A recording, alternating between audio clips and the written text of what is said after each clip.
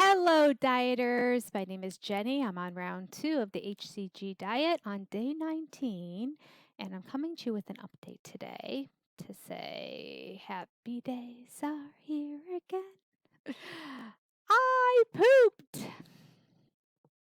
All right, it's a little tongue in cheek. I'll get rid of the poop so you don't have to stare at it for this whole class. You can tell I just finished teaching my classes this morning and I'm used to putting icons on my screen. All right, so yeah, it was good. As you know, I had 2 days of doing, well, not a full 2 days. So 2 days ago in the morning, I had a cup of Smooth Move tea.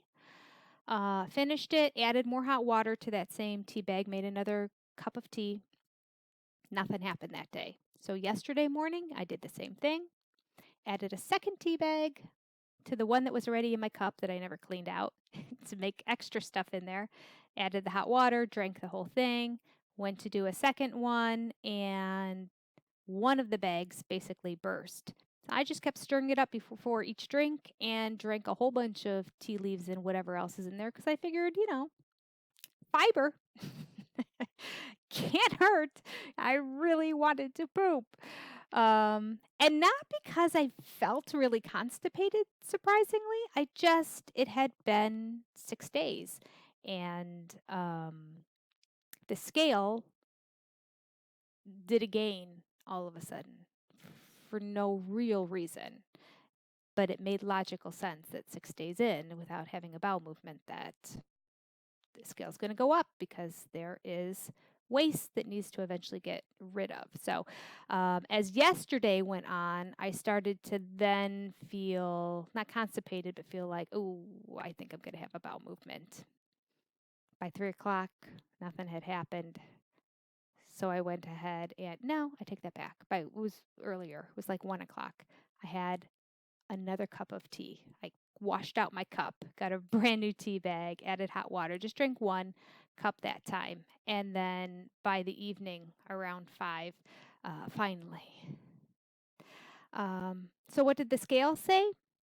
The scale said I lost 1.5 pounds today.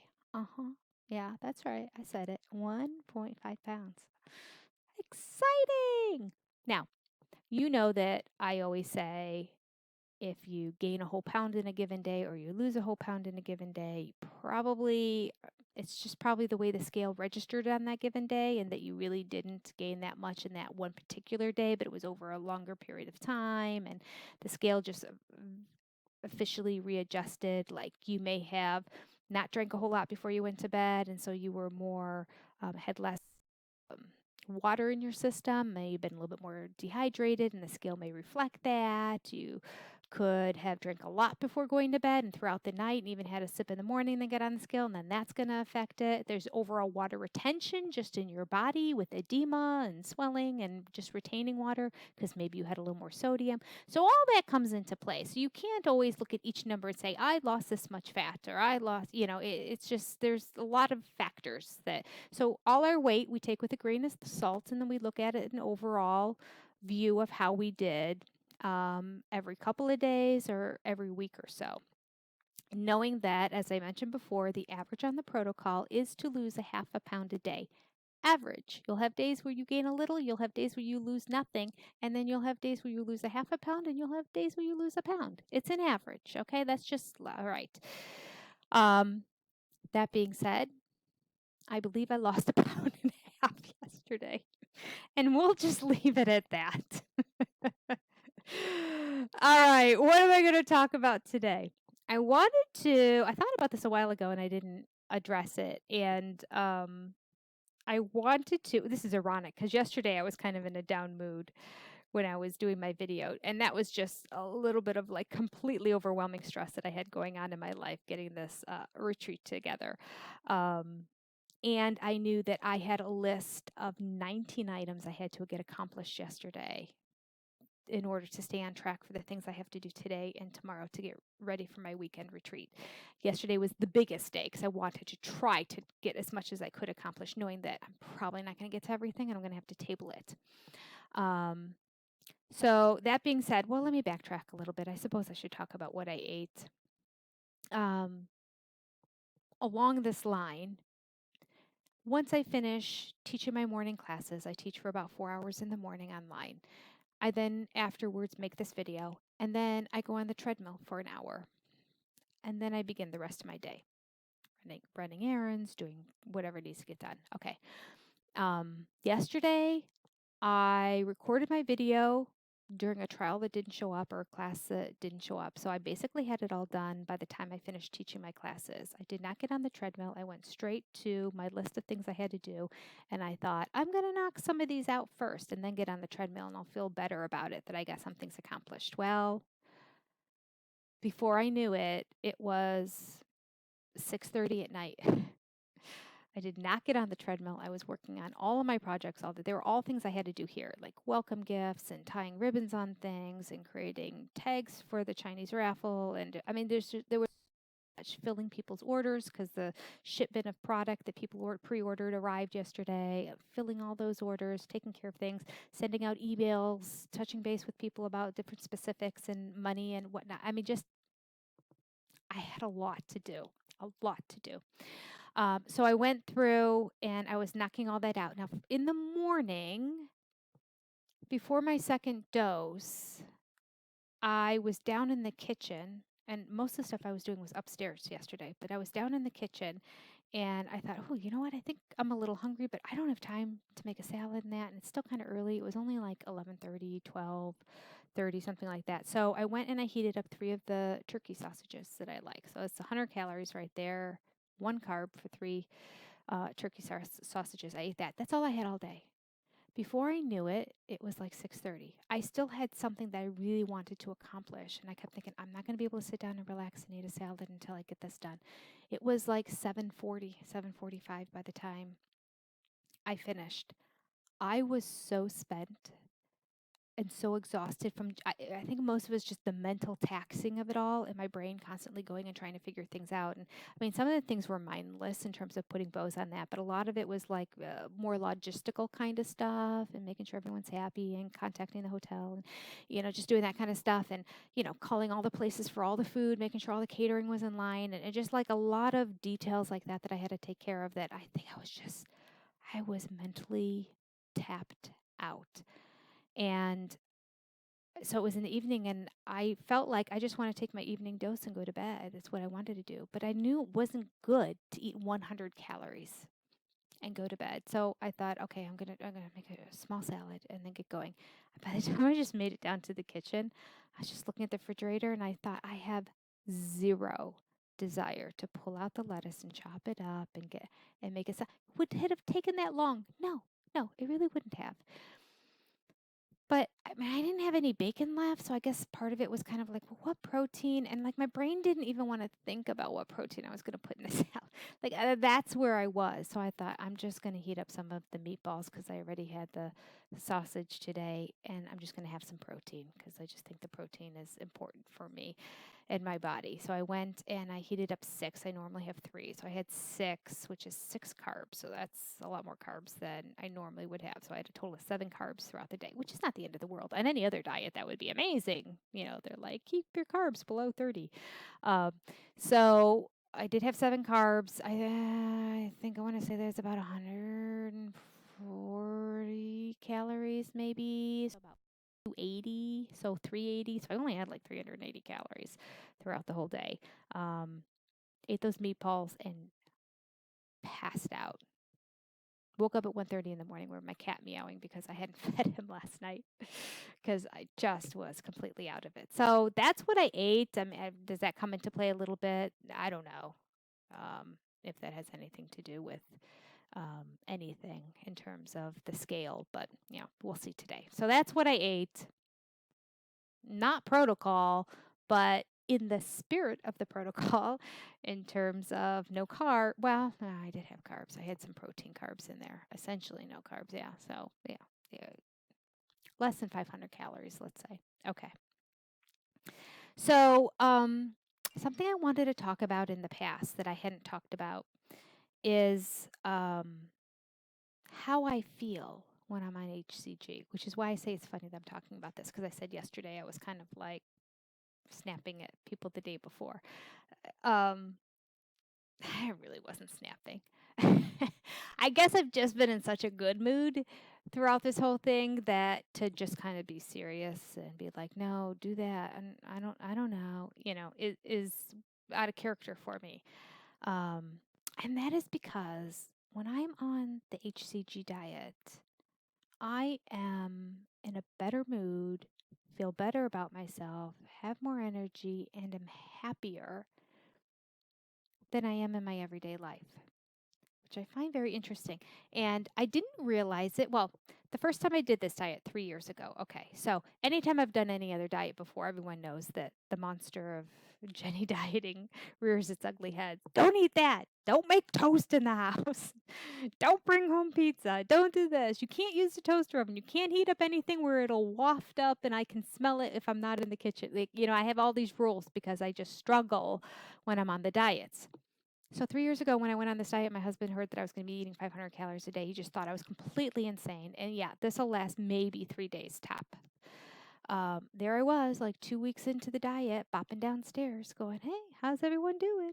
I got to eat my little salad right now." And he's looking at me like I had three heads, like he could not believe it. I attributed it to the fact that I saw some real weight loss and that was motivating. And I had a goal because I had seen my girlfriend and how much she lost on it. And we basically had the same body sizes. We both struggled with the same amount of, gaining, losing the same amount of weight over the years. So I thought if it works for her, it'll work for me. And so I saw the end result of I want to look like she does when I'm done with this. Um, so I thought what it was really all about. Interestingly, about 2 weeks after the diet, I had a day where I felt like I just crashed. And I was driving in the car, I was leaving my house, I was driving through my development, and I remember just like starting to cry. And I remember thinking, I just feel so sad. And I didn't really have any reason. Nothing really happened to make me feel that sad. I just remember thinking, this is odd. And then for a couple days, I was kind of in a funk, and eventually it worked its way out of my system and everything was okay. Well, this is exactly what happened with my pregnancies. I had the baby blues with the first one. I felt amazing when I was pregnant. Amazing. A lot of women complain about pregnancies and this pain, that pain, whatever. I just felt like the whole thing was a blessing, and any inconvenience I had and the number of times I'd get up in the middle of the night to go to the bathroom and how hard it is to roll over in bed and all that. Par for the course, I'm going to get a baby out of this. So, never complained, never felt like complaining. It's not like I tried to withhold from complaining. It just is what it is. How are you going to put a big baby like that in your stomach and not be slightly uncomfortable? Shouldn't everybody be a little uncomfortable? It's just I signed up for this, right? That was always my attitude all the way through, up to the day I delivered. Then I had the baby blues after baby number one. Didn't even really realize it until we had like a home visit nurse on your first child. The hospital a week later sends a nurse to the home just to check up and make sure everything's going okay, ask questions and that. And she asked about baby blues. I'm like, oh, I don't think so.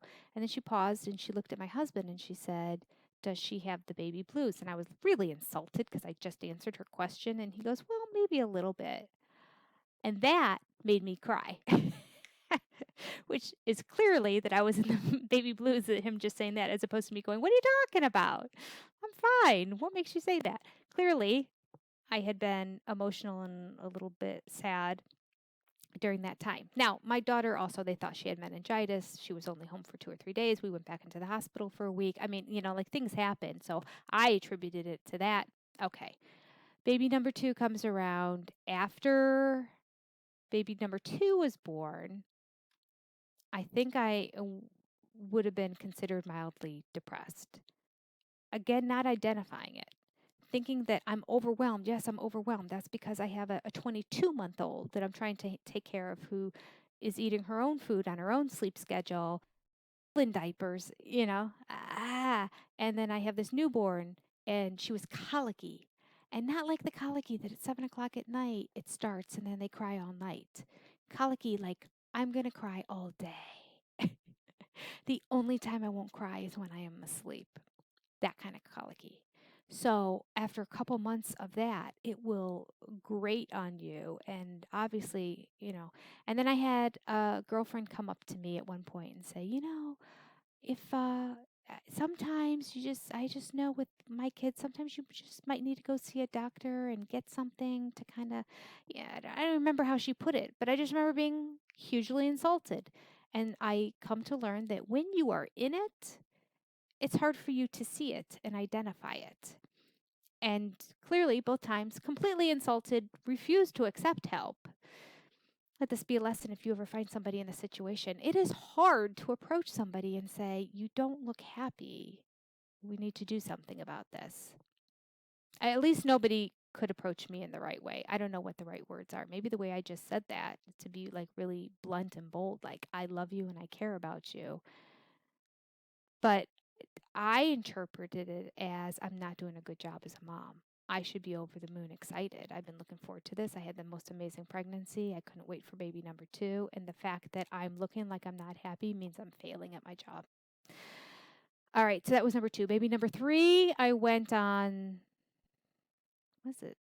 Is it Zoloft or is it it's some sort of mild antidepressant? My OBGYN recommended that I go on it. She said it's perfectly safe. I started it a couple weeks before I gave birth to my third child and didn't have any issues afterwards. I stayed on it. She wanted me to stay on it for a couple months, for about 3 months after the baby was born before I started to wean myself off of it. No problems, no issues. Now, hCG hormone is a hormone that's produced when you're pregnant. So when you get off the diet, it would be the same as after you give birth because you no longer produce the hormone after you give birth to the child. I see the correlation here between this hormone, and hormones affect our emotions. We know that, and how my emotional state is. This is partly why I'm doing the hCG diet this time, because over the summer, for some random reason, I felt like depressed, mildly depressed, to the point that I would just feel like crying. And if I talked about it, I would cry. So I talk about it to my husband and say, I don't know why I'm so sad right now. Everything is good in my life. And it's summertime and the sun is shining. I've always kind of had that seasonal affective sad, they call it, where when it's in the winter, I just kind of get more gloomy in terms of my personality. And I notice that if I take a vacation and go somewhere sunny, I just feel like mega doses of vitamin B12 shot into my system. I just feel like a whole new person. So I know, in fact, even the same thing happens with a tanning booth. I found that out for the first time I ever went to a tanning booth. I was getting ready to go on a vacation shortly after I was married. It was the middle of winter, and I went into the tanning booth and I closed my eyes, and the lights were on. I could feel the heat, and the light was just shining on me. And I kind of was like dozing in and out a little bit of like sleep because it was a stressful day. And of course, and I was getting late and I couldn't find the place, I couldn't find parking. And then I get in there and I was relaxing. And as soon as the machine shut off, it makes a loud clink sound and the lights go off. And it felt like a coffin door slamming over me. It just jarred me in such a negative way. I remember pushing open the tanning bed and just going, oh my gosh. And I left and I came home and I told my husband, I'm like, is that cheaper than therapy? Because that 20 minutes I just experienced was like heaven on earth. So that being said, I know I try to compensate for this, knowing that about myself, and I take some extra vitamin D. I am vitamin D deficient. I found in my blood work, one of my checkups a few years ago. So I do take extra vitamin D in the winter time to compensate from not getting the sun. And then that also, it wasn't a mood thing. It was just a blood work that was drawn, and she said your vitamin D is really low. Um, so I strongly believe that hCG for me has a connection with my emotional state. In fact, before I started this again, I said to my husband I was going to do this hCG diet, reminded him what I did before, and he's like, "Oh, good." He goes, "The happy drops?" I mean, he loved it because I'm generally in a really good mood the entire time I'm on this diet. And then and he was also happy because he knew that I was struggling with this. I went through this little period of a little less than a week, maybe about 5 or 6 days of just like really being sad. And then I came out of it. Now, Full disclosure, I turned 50 this year. So, I know it's a whole menopausal kind of thing and hormone thing. Everything's like kind of messed up during this period of time. And so I didn't worry about it too much, except that about 3 or 4 weeks later, it happened again. And I was starting to look into an endocrinologist, lady who specializes in women's hormones. I was getting ready to go visit her, and that was before I decided to do this hCG first, because I still had the drops, and I remember how I felt. I'm like, let me just see if this makes a difference, rather than in a couple weeks getting hit with another bout of this. Well, I went on how many days last time? 30 some days, my first round. Was perfectly fine and happy throughout that whole thing. I took about 3 weeks off, and now I'm doing 21 days on this round. And even with the days off and going into this, I feel good. I feel happy. Um, Things are well. So I say this because this is a possible side effect that you would receive from this hCG hormone. That maybe you just feel a little energy boost, a little attitude boost, a little bit of happiness. Um, and be prepared that when it's taken away from you, that um, you may feel some effects of that. I'll keep you up to date. This diet is ending this week. I only have a couple days left.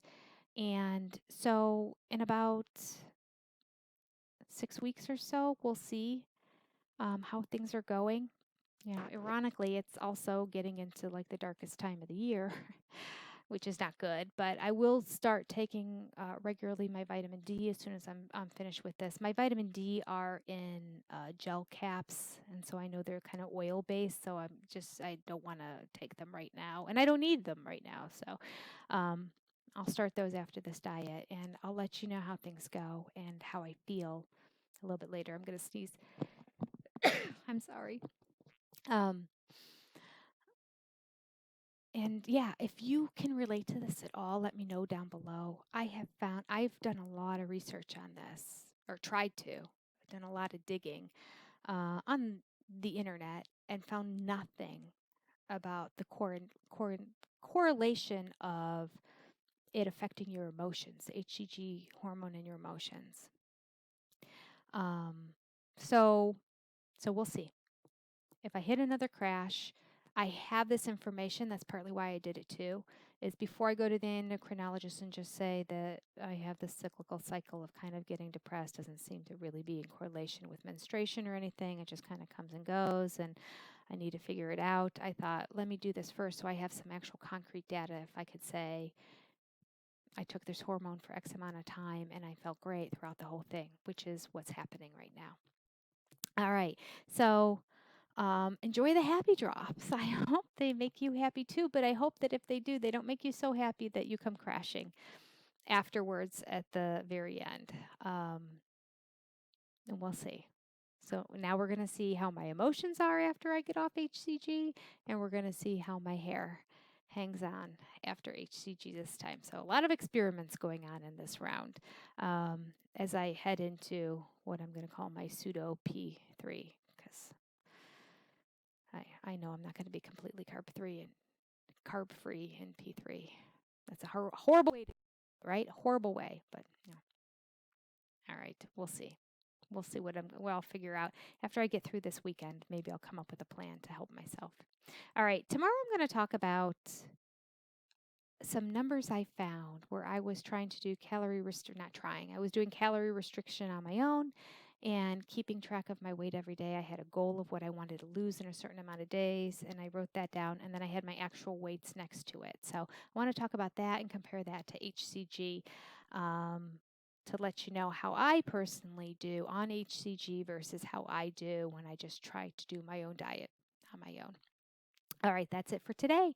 Happy dieting out there. I hope you have a successful day. Take care. Bye.